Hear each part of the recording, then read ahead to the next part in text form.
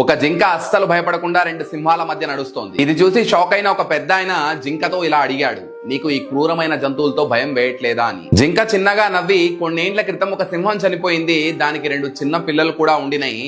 అవి ఆకలితో అటు ఇటు తిరుగుతూ ఉంటే వాటిని నేను చేరదీసి పాలిచ్చాను, నా పిల్లల్లాగా వాటిని పెంచి పోషించాను అనింది. అవి 2 ఇప్పుడు పెద్దయి అడవి మొత్తానికి ఒక స్టేట్మెంట్ పాస్ చేశాయి, ఎవరైనా మా జింక అమ్మ వైపు కన్నెత్తి చూసినా కూడా ఊరుకోము అని. ఇదంతా పక్కనే ఉన్న ఒక చెట్టు మీద కూర్చున్న రామచిలక వినింది.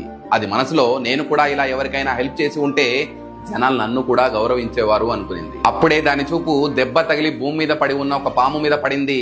రామచిలక వెంటనే దిగి పాముకు గుచ్చుకున్న ముళ్ళను తీసి దానికి హెల్ప్ చేసింది. పాముకు ఎప్పుడైతే నయమైందో పాము వెంటనే రామచిలకను తన విషపు కూరలతో కాటువేసింది. ప్రాణాలతో కొట్టుమిట్టాడుతున్న రామచిలకతో మళ్ళీ ఆ పెద్ద ఆయన, ఎందుకు నువ్వు ఇలాంటి బుద్ధి తక్కువ పని చేశావు అని అడిగాడు. రామచిలక బాధతో అనింది, నేను జింక చేసిన మంచి పని విని ఇన్స్పైర్ అయ్యి పాముకు హెల్ప్ చేయడానికి వెళ్ళా, కానీ అది చేసిన మంచిని మర్చిపోయి నన్నే కాటు వేసింది, ఎందుకు ఇలా చేసిందో నాకే అర్థం కావట్లేదు అనింది. ఇది విని ఆ పెద్ద ఆయన బాధతో చాలా బాగా జవాబిచ్చారు, హెల్ప్ చేస్తే మంచిని గుర్తుపెట్టుకునే సింహం లాంటి పిల్లలకు చేయండి, అంతేకాని ఏ కంచంలో అయితే తిన్నారో అదే కంచంలో విషం కక్కే పాములకు చేస్తే ఇదే గతి పడుతుంది అన్నారు. ఎవరైతే మీ సహాయానికి వాల్యూ ఇచ్చి లైఫ్ లాంగ్ గుర్తుపెట్టుకుంటారో వాళ్ళకి మాత్రమే హెల్ప్ చేయండి, లేదంటే మీ మంచితనాన్ని కూడా చేతకానితనం అనుకుంటారు. జనాలకి అవసరం ఉన్నప్పుడల్లా మిమ్మల్ని వాడుకొని వదిలేస్తారు.